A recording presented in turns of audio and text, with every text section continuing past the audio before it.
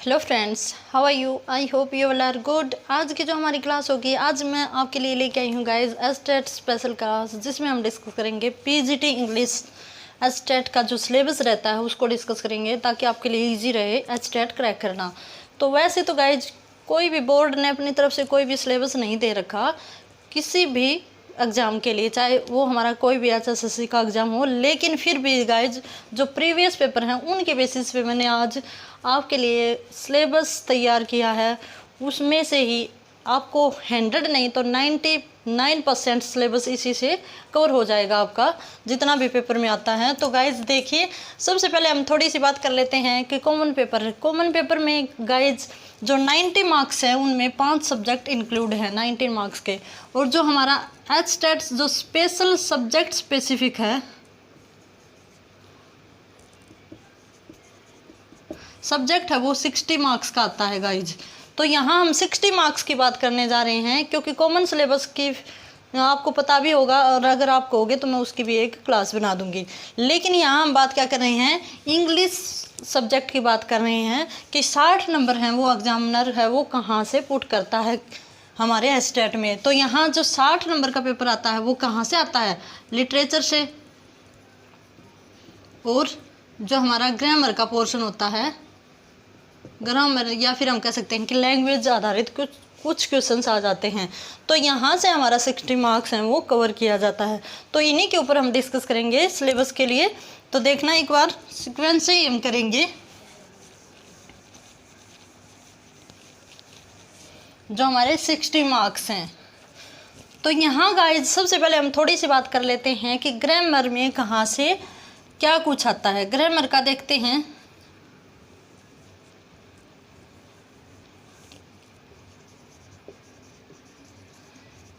Grammar में कहाँ से आता है, तो ग्रामर में ऑलमोस्ट सारे जितने भी हमारे टॉपिक रहते हैं वे सारे पूछे जाते हैं, लेकिन फिर भी कुछ टॉपिक ऐसे हैं जिनमें से एक या दो क्वेश्चंस से ज़्यादा पूछे जाते हैं। एक क्वेश्चन, दो क्वेश्चन, 3-4 क्वेश्चन पूछे जाते हैं। तो हमारा जो रेशियो रहता है ग्रामर का और लिटरेचर का, वो क्या रहता है, रेशियो रहता है लगभग 50-50 रहता है, कि 30 अराउंड 30 क्वेश्चन हमारे लिटरेचर से लिए जाते हैं और 30 क्वेश्चन ही हमारे कहाँ से आते हैं, ग्रामर से लिए जाते हैं गाइज। क्योंकि जो हमारा एचटेट है वो बेसिकली ग्रामर को साथ रखता है। ग्रामर है वो उतना ही देता है जितना हमारा लिटरेचर आता है। बाकी हम दूसरे जो स्टेट हैं उनके टेट देखते हैं तो वहाँ पे ये रेशियो कुछ कम ज़्यादा होता है, ठीक है, लेकिन हमारे एचटेट में इक्वल ही रहता है, ठीक है गाइज। तो ग्रामर के जो टॉपिक हैं उनमें हम सबसे पहले बात करते हैं parts of speech. Parts of speech is most important topic, क्योंकि यहाँ से वर्ड दे दिया जाता है और उस वर्ड के बारे में ये पूछा जाएगा कि ये वर्ड एडवर्ब है, एडजेक्टिव है, ठीक है, या फिर कंजक्शन है, क्या कुछ काम कर रहा है। तो सबसे ज़्यादा इसी में से क्वेश्चन पूछे जाते हैं हमारे ग्रामर में। दूसरे नंबर पे आता है हमारा figure of speech. Figure of speech also an important topic. यहाँ से गाइज 4 से 5 क्वेश्चन 100% पूछे जाते हैं। यहाँ से भी हमारा जो रेशियो रहता है 4 से 5 ही रहता है, और यहाँ से भी। तो काफ़ी इंपॉर्टेंट टॉपिक है दोनों के दोनों, क्योंकि पार्ट्स ऑफ स्पीच में आप देखते हो कि हमारे पार्ट्स ऑफ स्पीच की मैंने क्लासेस करवा भी रखी हैं। और जो हमारे पार्ट्स ऑफ स्पीच हैं, नाउन, प्रोनाउन, एडवर्ब, एडजेक्टिव, क्रिया, ठीक है। और जो हमारा फिगर ऑफ स्पीच है, जैसे एलिट्रेशन, हाइपरबोल, सिमिली, एलिट्रेशन, तो ये इसमें आप पूछे जाते हैं। तो काफ़ी इंपॉर्टेंट रहता है। फिर उसके बाद हम बात करते हैं तो वोकैब का भी काफ़ी बड़ा रोल रहता है हमारे एचटेट में। यहाँ हम बात करें फ्रेजेज और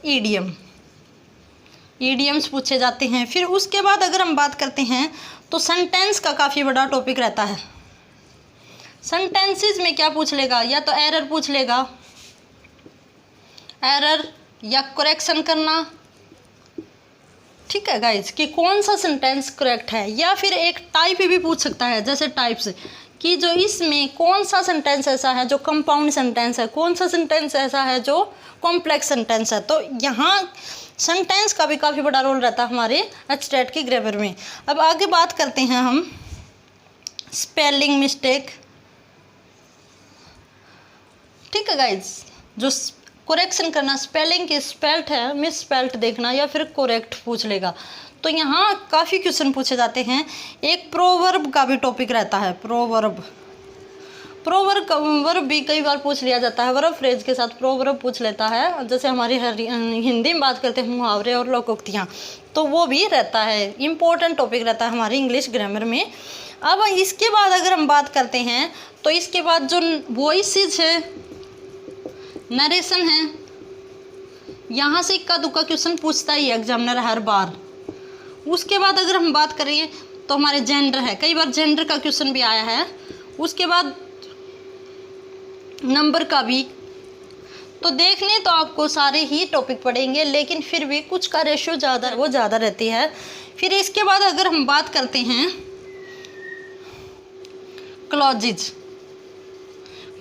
में काफ़ी क्वेश्चन पूछे जाते हैं, 2 से 3 क्वेश्चन हर बार एचटेट है वो पूछता है। काफ़ी इंपॉर्टेंट टॉपिक है हमारा क्लॉज का, जो कि हर साल जो एग्जामिनर है वो 2 से 3 क्वेश्चन पूछता है कि जो क्लॉज है वो नाउन क्लॉज है या एडवर्ब क्लॉज है या एडजेक्टिव क्लॉज है।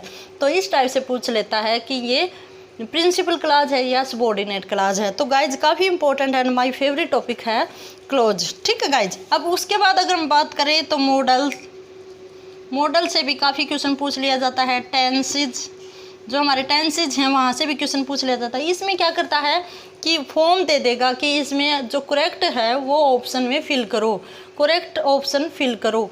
तो यहाँ हमारी वर्ब की फॉर्म दे देगा, यहाँ मॉडल है वो अलग अलग से दे देगा। तो इस तरह करेगा एग्जामिनर। फिर उसके बाद अगर हम बात करें तो जो फोनेटिक्स हैं वो भी, क्योंकि हमारा पीजीटी का लेवल होता है ना वो नेट से थोड़ा कम होता है, लेकिन टीजीटी से बहुत ज़्यादा ऊपर होता है। तो फोनेटिक्स में जो हमारे ट्रांसक्रिप्शन होती हैं वो भी पूछ लेता है, जैसे एग्जैक्ट ब्रिटिश ट्रांसलेशन क्या होगी इसकी। ठीक है गाइज, तो ये काफ़ी इंपॉर्टेंट रहता है। फिर उसके बाद अगर हम बात करें तो वर्ब का टॉपिक भी काफ़ी इंपॉर्टेंट है, जो किस में आ जाता है, पार्ट्स ऑफ स्पीच में आ जाता है कि वर्ब है ये जिरंड है, वर्ब है या क्या है, नॉन फाइनाइट इनफाइनाइट, तो वहाँ से भी टॉपिक पूछ लेता है। ये भी गाइज मैंने करवा रखी हैं। अब इसके बाद अगर हम बात करते हैं तो हमारा जो रहता है वो है प्रपोजिशन है, वो वहाँ से भी काफ़ी क्वेश्चन पूछता है एग्जामिनर। तो गाइज ये हमने बातें की कि काफ़ी इम्पोर्टेंट जो हमारे टॉपिक रहते हैं इंग्लिश ग्रामर में। और एक जो हमारा होता है एनसीन पैसेज पूछता है गाइज। पिछले 2 ही टेट ऐसे हुए हैं जहाँ पैटर्न चेंज होके हमारा पेपर आया है। तो जो 18 का था 2018 का, वहाँ तो इन्होंने पूछ रखा है जो वर्स टाइप में पैसेज दे रखा है। ठीक है। और जो 19 में जो हमारा स्टेट होया था उसमें आया था पोइट्री का पैसेज आया था, जहाँ से नियर अबाउट 10 क्वेश्चंस पूछता है एग्जामिनर। तो 10 क्वेश्चन तो आपके पैसेज ही कर देगा। बाकी हम देखते हैं 20 से 25 क्वेश्चन हमारे यहाँ से आते हैं, जो 2-4 इनमें से आते हैं। ठीक है गाइज, काफ़ी इंपॉर्टेंट है। क्लॉज का टॉपिक काफ़ी इंपॉर्टेंट है, फ्रेज का टॉपिक काफ़ी इंपॉर्टेंट है। तो गाइज़ ये हमने डिस्कस किया हमारे ग्रामर का जो पोर्शन रहता है वो। ठीक है गाइज़, तो अब हम डिस्कस करेंगे कि ग्रामर का पोर्शन तो हमारा जो आता है 25 से 30 नंबर का आता है, तो वो यहीं से लिया जाता है गाइज़। आई थिंक ये आपके लिए काफ़ी हेल्पफुल रहेगा। अब हम बात करेंगे हमारा जो लिटरेचर का पोर्शन है वो कहाँ से आता है। ठीक है गाइज़,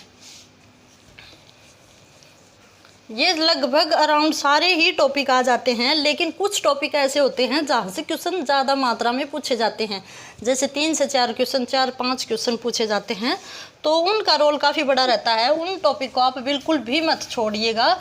वोकैब से हम बात करते हैं, वोकैब से तो यहाँ सिनोनिम, एंटोनियम, ठीक है गाइज, पूछा जाता है। और 1 वर्ड सब्स्टिट्यूशन से भी क्वेश्चन पूछा जाता है गाइज। ठीक है गाइज, तो वोकैब का भी काफ़ी इंपॉर्टेंट रोल रहता है। 1-2 यहाँ से अब वोकैब की हम टोटली बात करते हैं तो 5 से 6 क्वेश्चन हैं वो वोकैब से भी लिए जाते हैं। अब बात करेंगे गाइज हम हमारे लिटरेचर की कि लिटरेचर में मेनली टॉपिक और जो इम्पोर्टेंट टॉपिक है वो कौन कौन से रहते हैं।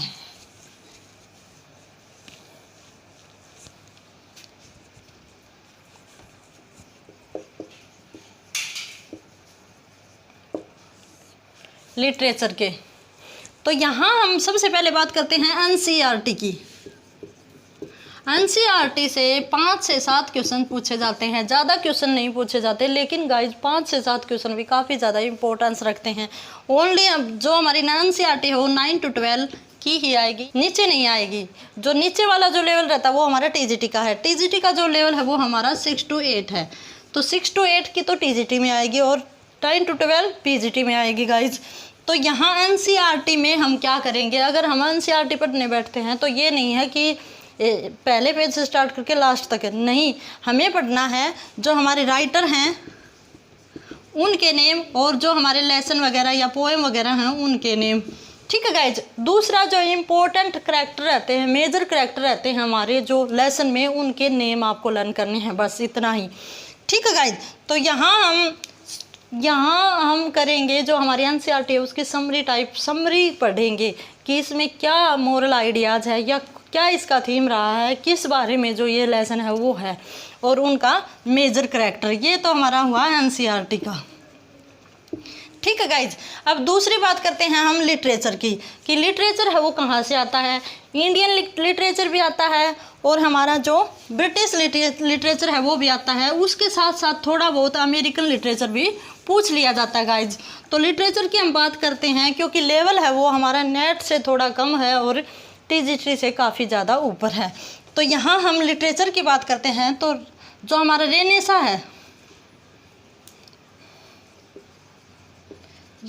से क्वेश्चंस हैं वो पूछे जाते हैं। चौसर से बाय द वे कंट्रबरी टेल एक आधा क्वेश्चन बेसिक आ जाए, लेकिन यहाँ जो हमारी जो डेट है वहाँ जो शुरुआत होती है लिटरेचर की वो रेनेसा से ही होती है। रेनेसा हमारा कब था, जो एजिज है हमारे इंग्लिश लिटरेचर की, उन एजिज का आपको टाइम पीरियड पता होना चाहिए और किस एज के बाद कौन सी एज आती है ये आपको पता होना चाहिए। कई बार क्वेश्चन यही पूछ लिया जाता है कि रेनेसा है उसका क्या टाइम पीरियड है रहा। ठीक है गाइज। और कई बार पूछ लिया जाता है कि इस एज की थीम क्या रही थी, कि क्या चीज़ ऐसी थी कि जो उस एज को डोमिनेट करती है। ठीक है गाइज। तो रेनेसा से हमारी लिटरेचर की शुरुआत होती है। रेनेसा का टाइम पीरियड आपको लर्न करना है, जैसे 1500 से 1660 तक हमारा रेनेसा आता है। इसके अंदर काफ़ी कुछ आ जाता है, जकोबियन पीरियड भी आ जाता है, क्वेलियर यहाँ पे आ जाते हैं। तो यहाँ से लेकर इसके अंदर ही हमारे इतने ज़्यादा राइटर आ जाते हैं इम्पोर्टेंट, इतनी ज़्यादा एजेज आ जाती हैं। इसको कौन सी एज कहा जाता है, गोल्डन एज कहा जाता है, एलिजाबेथन एज कहा जाता है, शेक्सपियरियन एज कहा जाता है, मिल्टनिक एज आती है। तो गाइज यहाँ से काफ़ी ज़्यादा क्वेश्चन बनते हैं इम्पोर्टेंट, और कुछ राइटर हैं मेजर राइटर जिनको आपको, ये ऐसा नहीं कि डीपली आप जाके उनके जो वर्क हैं उनको भी डिस्कस करोगे, नहीं, आपको ओनली उनके वर्क के नेम और उनके थीम पता होना चाहिए बस, कि वो राइटर है वो कैसे, उसकी स्टाइल थी और कैसा वो लिखता था। ठीक है गाइज। तो जो रेनेसा है यहाँ हम बात करते हैं कि यहाँ कौन कौन सी एज है। एलिजाबेथन एज थी तो उसमें डोमिनेट करते हैं हमारे शेक्सपियर को आपको बहुत अच्छी तरह पढ़ना है। शेक्सपियर के लाइफ से रिलेटेड फैक्ट भी पूछ लिए जाते हैं। फिर इनके बाद अगर हम बात करते हैं तो मिल्टन है, उनको करना है, स्पेंसर को करना है। ठीक है गाइज। स्पेंसर मिल्टन के बाद आपको यूनिवर्सिटी वीट्स देखने हैं। यूनिवर्सिटी वीट्स के बारे में पूछ लिया जाता है कि कौन सा ऐसा राइटर है जो यूनिवर्सिटी वीट्स के अंदर नहीं आता, तो ये क्वेश्चन पूछ लिया जाता है। फिर अगर हम इसी में और बात करते हैं तो क्वेश्चन है वो फिलिप सिडनी है, वो भी इसी में आते हैं, फिलिप सिडनी से आ जाता है। ठीक है गाइज। और बेन जॉनसन इसी एज में थे, बेन जॉनसन, फ्रांसिस बेकन। तो यहाँ आपको ये पता होना चाहिए कि इस राइटर की ये थीम थी। इन राइटर को आपको आउटवर्डली पढ़ के देखना है, पढ़ना तो पड़ेगा, आउटवर्डली पढ़ना है। बेकन को पढ़ोगे आप। ठीक है गाइज। और सर थॉमस मोर है, या कौन सी ऐसी पहली जो हमारी ट्रेजेडी थी वो कौन सी थी, हमारी पहली कॉमेडी थी वो कौन सी थी। ठीक है गाइज। तो इन सब को पढ़ना है आपको रेनेसा में। अब दूसरी जो हमारी एज आती है तो हमारी फर्स्ट एज, दूसरी जो एज आती है वो क्या आती है, जिसमें जकोबियन पीरियड भी आता है। जकोबियन पीरियड में जो मेजर पॉइंट रहते हैं वो हमारे मिल्टन रहते हैं। ठीक है गाइज। विलियम कॉन्ग्रीव भी इस एज में हैं। फिर उसके बाद हम बात करें जॉन ड्राइडन। जॉन ड्राइडन काफ़ी इम्पोर्टेंट है। क्योंकि यहाँ इनकी जो स्टाइल है और सबसे ज़्यादा इन्होंने बहुत ज़्यादा क्रिटिसाइज भी किया है, काफ़ी बड़े बड़े वर्क भी इन्होंने दिए हैं, तो इनके बारे में भी पढ़ना बहुत ज़रूरी है। मोस्ट इम्पोर्टेंट राइटर रहते हैं हमारे एचटेट के लिए। तो ये गाइज काफ़ी ये हमारे इम्पोर्टेंट राइटर हैं हमारी इंग्लिश लिटरेचर के। अब हम बात करते हैं जो हमारी दूसरी एज आती है इनके बाद, वो कौन सी आती है।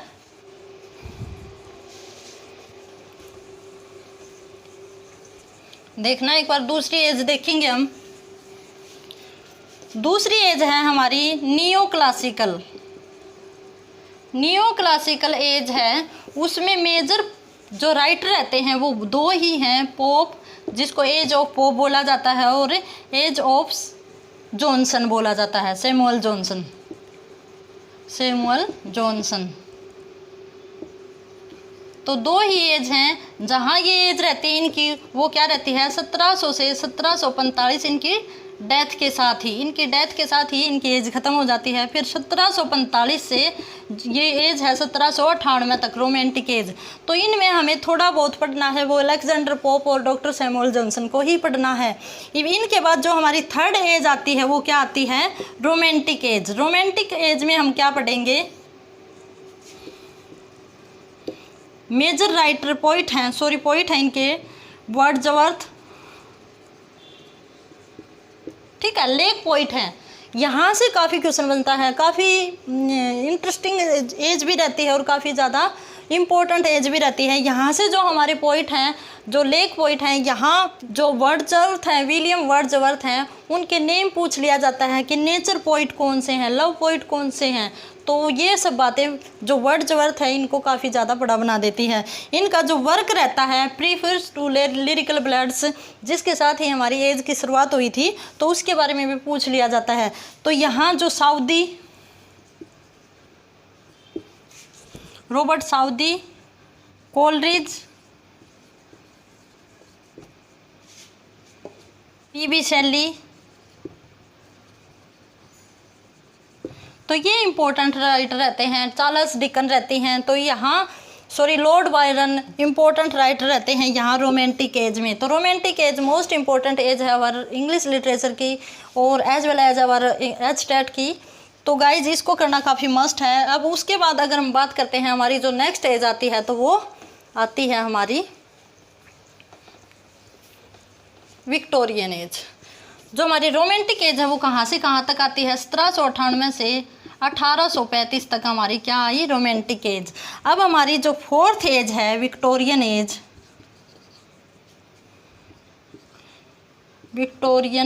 वो कहाँ से कहाँ तक है, तो वो एज है हमारी 1835 से 1901 तक मानी जाती है। महारानी विक्टोरिया का जो जो पीरियड रहा है इंग्लैंड में, तो वहाँ तक ही ये एज मानी गई है। तो विक्टोरियन एज से जो मोस्ट इम्पोर्टेंट राइटर बिलोंग करते हैं वो कौन कौन से हैं, वो हैं हार्डी, थॉमस हार्डी, आर्नोल्ड, ठीक है guys, Matthew Arnold, browning, Charles Dickens. तो ये इंपॉर्टेंट राइटर रहते हैं इस एज के गाइज, काफ़ी इंपॉर्टेंट राइटर रहते हैं इस एज के। तो इन्हीं को आप कर लोगे, एक मुश्किल से 25 से 30 राइटर बनते हैं जिनको आप कर लोगे तो 100% श्योर ही आपका जो स्टेट है वो निकल जाएगा। ठीक है गाइज, अब आते हैं हम मॉडर्न एज की तरफ। मॉडर्न एज और पोस्ट मॉडर्न एज, यहाँ से ये जो एज है हमारी 1901 से शुरू हुई है और आज तक चल रही है। तो मॉडर्न एज से जो इम्पोर्टेंट राइटर हैं वो सबसे बड़ा जिनका नाम आता है वो क्या है, टी.एस. इलियट। टी.एस. इलियट काफ़ी बड़े पोइट माने जाते हैं, राइटर माने जाते हैं, जिनका मोस्ट इम्पोर्टेंट वर्क रहता है वो है द वेस्टलैंड, जहाँ से काफ़ी क्वेश्चन पूछे जाते हैं गाइज। ठीक है गाइज, अब नेक्स्ट इनसे आगे अगर कोई पोस्ट मॉडर्न के जो राइटर हैं उनमें आते हैं हमारे बर्नार्ड शॉ, ग्राहम ग्रीन,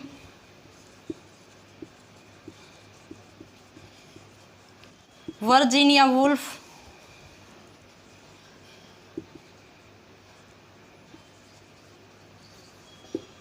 फिर उनके बाद आते हैं डी.एच. लॉरेंस, तो ये राइटर आते हैं जो हमारे एजरा पोंड आती हैं, जिनमें हमारे W.B. यीट्स आते हैं, काफ़ी बड़े राइटर हैं W.B. यीट्स। तो ये राइटर होते हैं हमारे इंग्लिश लिटरेचर के। तो गाइज यहाँ हमने देखा कि 25 से 30 ही राइटर बनते हैं। अब थोड़ा बहुत अगर हम चलते हैं इंडियन इंग्लिश राइटिंग की ओर, तो वहाँ जो मेजर राइटर रहते हैं उनमें हम देखते हैं कि मैंने कल वाली क्लास में ये जो मेजर राइटर हैं वो करवाए हैं, तो उनमें भी आप जो उनके बड़े बड़े वर्क हैं उनको देख लोगे तो ओनली हमारा जो स्टेट है वो कोटेशन ज़्यादा नहीं देता, नाम ही पूछता है, वर्क का और राइटर का नाम ही पूछता है। तो हमारे जो इंडियन इंग्लिश राइटिंग है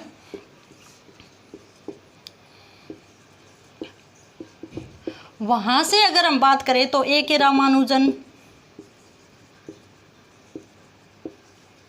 ठीक है गाइज।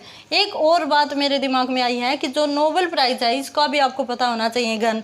इसमें आप क्या करोगे, जो लास्ट ईयर जो नोबेल प्राइज़ मिला है उस बंदे का नाम पता होना चाहिए, उस राइटर का नाम आपको पता होना चाहिए कि लास्ट ईयर जो नोबेल प्राइज़ है इंग्लिश लिटरेचर में वो किसको मिला। तो यहाँ से कई बार पूछ लेता है। इसी तरह हमारे जो इंडियन इंग्लिश लिटरेचर है वहाँ जो हमारा साहित्य अकेडमी का अवार्ड है उसको पूछ लेता है कई बार एग्जामिनर। तो यहाँ हम बात करते हैं A.K. रामानुजन, खुशवंत सिंह, ठीक है गाइज, अरुंधति रॉय, कमला दास, अनीता देसाई और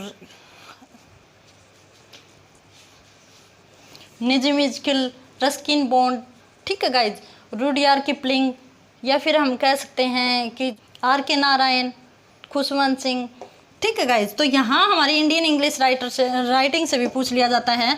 और अगर हम अमेरिकन की बात करते हैं, अमेरिकन लिटरेचर की, तो वहाँ जो बेसिकली रहते हैं वो विटमैन हैं बेसिकली राइटर, और रॉबर्ट फ्रॉस्ट से भी क्वेश्चन पूछ लिया जाता है। तो अमेरिकन से और इंडियन राइटिंग से ज़्यादा नहीं पूछा जाता। जो हमारा ब्रिटिश लिटरेचर रहता है वहीं से ज़्यादा डोमिनेटेड पार्ट आता है हमारे इंग्लिश लिटरेचर में। अगर गाइज आप इसी तरह इन राइटर्स को भी कर लोगे तो 100% आपका जो टेट है वो निकल जाएगा। तो आई थिंक मैंने जो सिलेबस है हमारे स्टेट का वो कवर करवा दिया है।